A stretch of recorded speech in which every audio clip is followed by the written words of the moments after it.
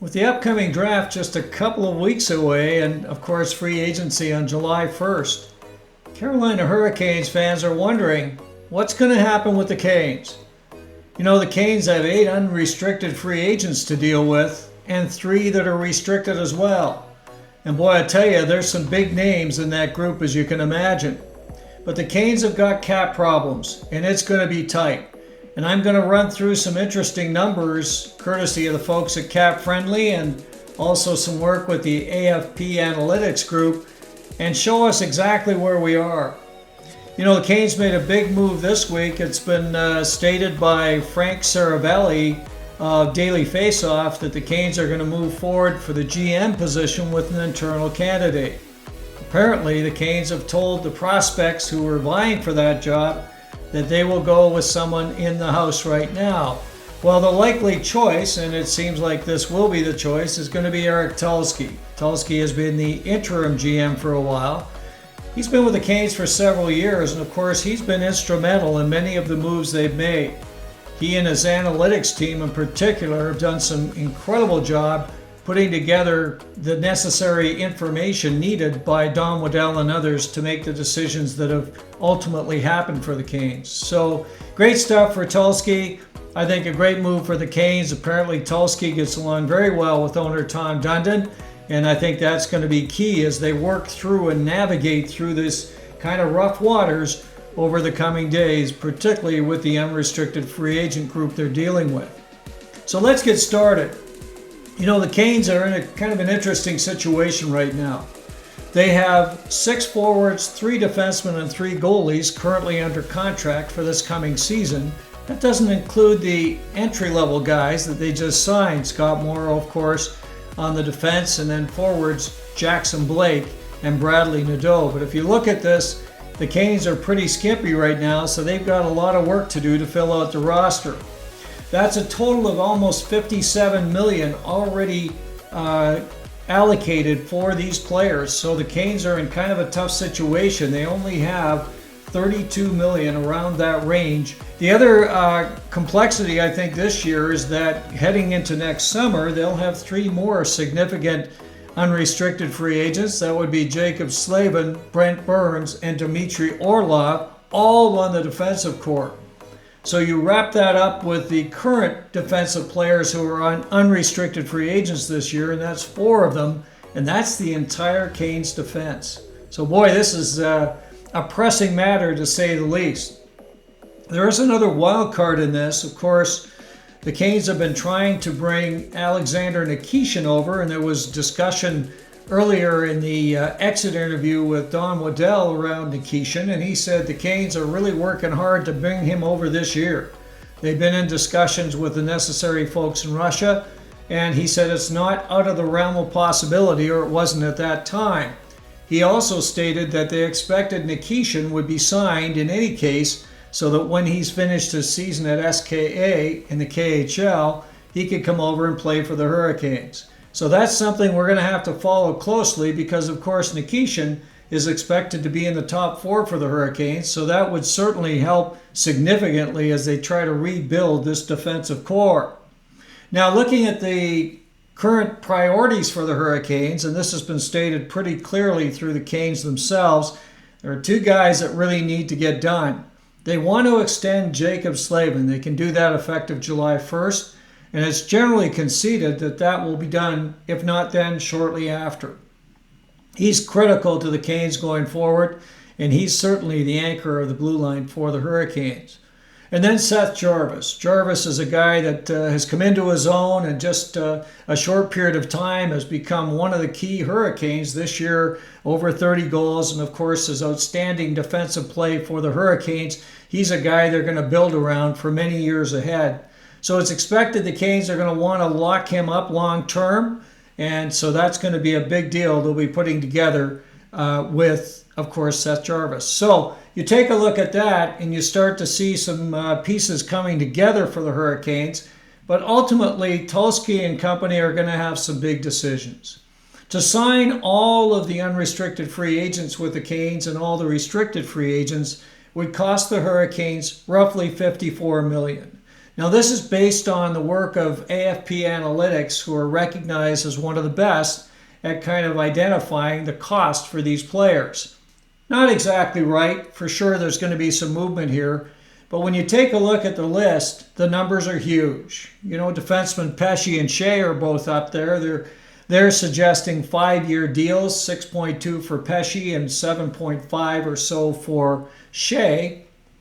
On the defense as well, we've got D'Angelo. Tony would come in somewhere around 1.7 on a 2-year deal. That's very unlikely, but he could be a backup situation for the Canes if they don't sign Pesce or Skjei. Of course, Necas is a big opportunity on the right side, of course, for the Hurricanes as an RFA. And again, they talk about the interest to sign him up long term. If it was long term, it would be 7 in the range of 7.5, and then 3 years at 6.2 on a bridge deal. So the Canes will have to look at this, and there's more to talk about with Necas, which I'll get into shortly.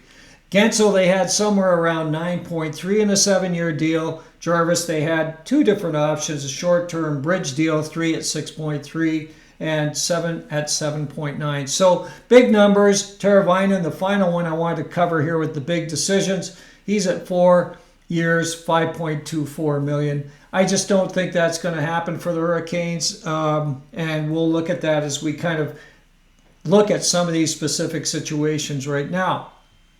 So Jake Guentzel, let's talk about Guentzel. Clearly, when the Canes acquired Guentzel, it was with the interest to sign him to a long-term deal. They understood the range that he was going to be in. He was outstanding for the Hurricanes in just 17 regular season games. He had 25 points and also played well in the playoffs. So definitely Guentzel's a guy they want to re-up.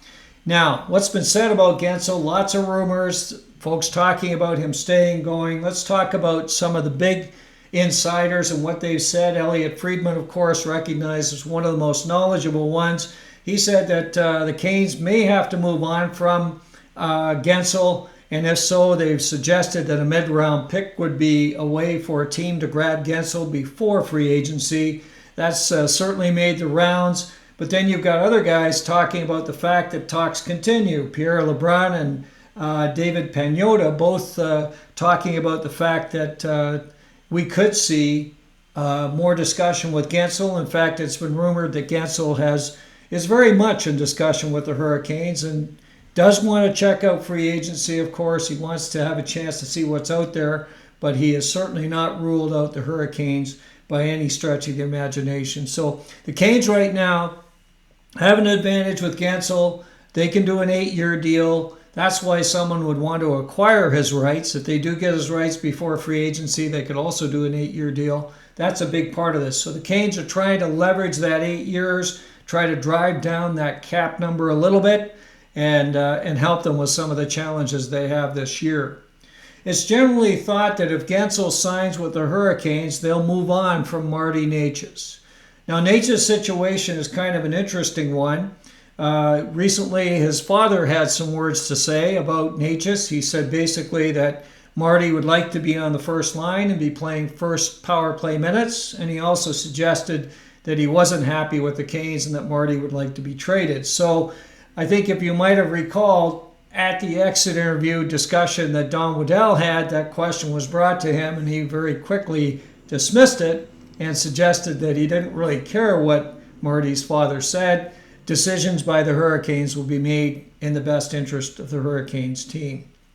So again, not so sure that plays into much here. Interestingly enough, Necas, of course, starred in the World Championships recently when he went over to play for Czechia, and that has certainly raised more interest into Necas. If we take a look again at what the insiders have been saying about Marty, Elliot Friedman, again, lots of folks talking about Marty and the possibility of acquiring him. Tremendous interest, of course. David Pagnotta, again, talking about the Canes still trying to sell him. Pagnotta with fourth period, and he's generally pretty close to what's going on with these teams. Frank Saravelli, he was a bit off the mark. He suggested that it was possible. He said, I wouldn't be surprised if Necas was traded before the first playoff game in the finals. So that's kind of interesting. That's come and gone. Now he suggests that the Canes are knee-deep in discussion to move him. I think that's something that we have to look at a little bit closer. And then Pierre LeBrun recently said half the teams in the NHL have inquired about Necas. Some of the teams that certainly have been rumored around Necas, you hear Vancouver, you hear Calgary, you hear others. I believe strongly that the Canes are not shopping Necas right now. They have a situation where if they don't sign Guentzel, they've got to keep Necas. And the only way they could move Necas, and they've been very clear from what the insiders have suggested on this, is that the only way they move Marty is to get a like player in return. And there's not very many of those players that might be available. And I think a deal like that would be very, very difficult. So if Guentzel goes, I think Necas stays. If Guentzel stays, the Canes have a little bit more flexibility. In that situation, they're going to want to trade Marty for low dollar situations. They're not going to want a high cap player because they won't be able to absorb it. But they might be interested in prospects and, of course, draft picks. And I think that would make a lot of sense for the Hurricanes. But right now, as I see it, Guentzel is the guy they really want to sign first. If that doesn't work, I believe Necas will stay and probably do a bridge deal. So the Hurricanes, again, need to fill one of those spots, and that's going to be critical as they go forward. Another guy that's getting a lot of press, of course, is Brett Pesce these days. Pesce, the rumors came out throughout the season that Pesce had been offered a 5 times 5.5 deal with the Hurricanes and turned it down. And I think that's kind of interesting. Now, again, lots of folks suggesting that they're just not able to put this deal together. Elliot Friedman recently said re-signing him is not likely.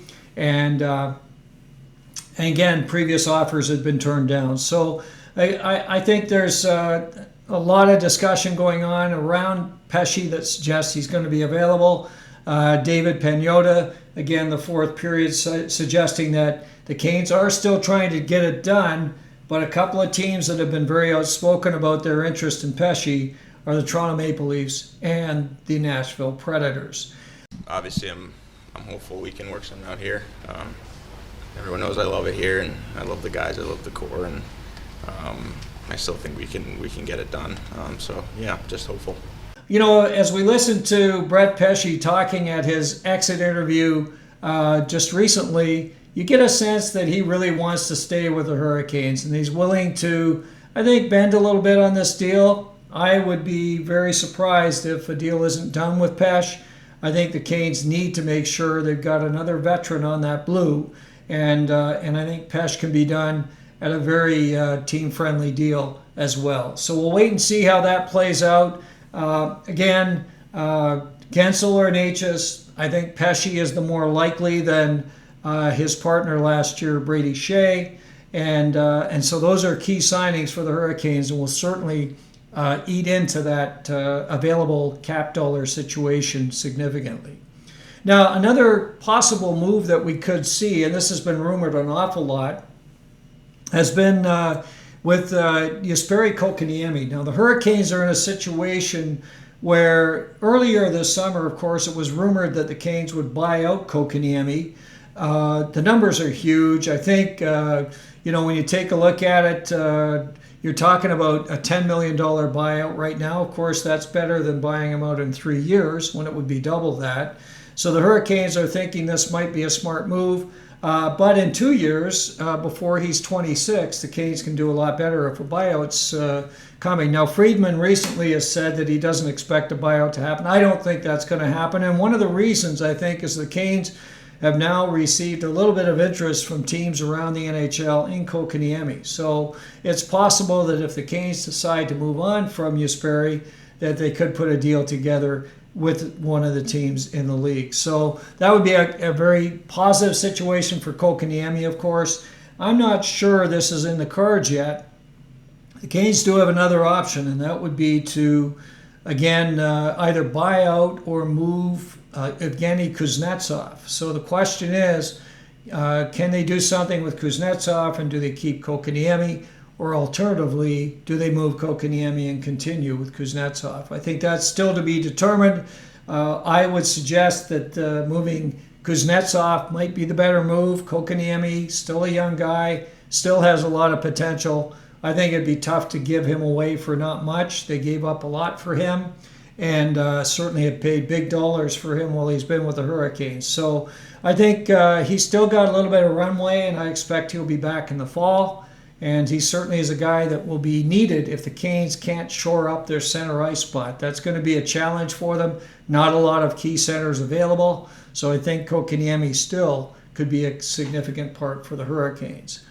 So we take a look at all that. And of course, looking at players that we think are going to be back, I really believe that Jalen Chatfield and Jack Drury and Jordan Martinook are all going to be back with the Hurricanes. I think all three of those guys will come back on deals that will work for the Canes.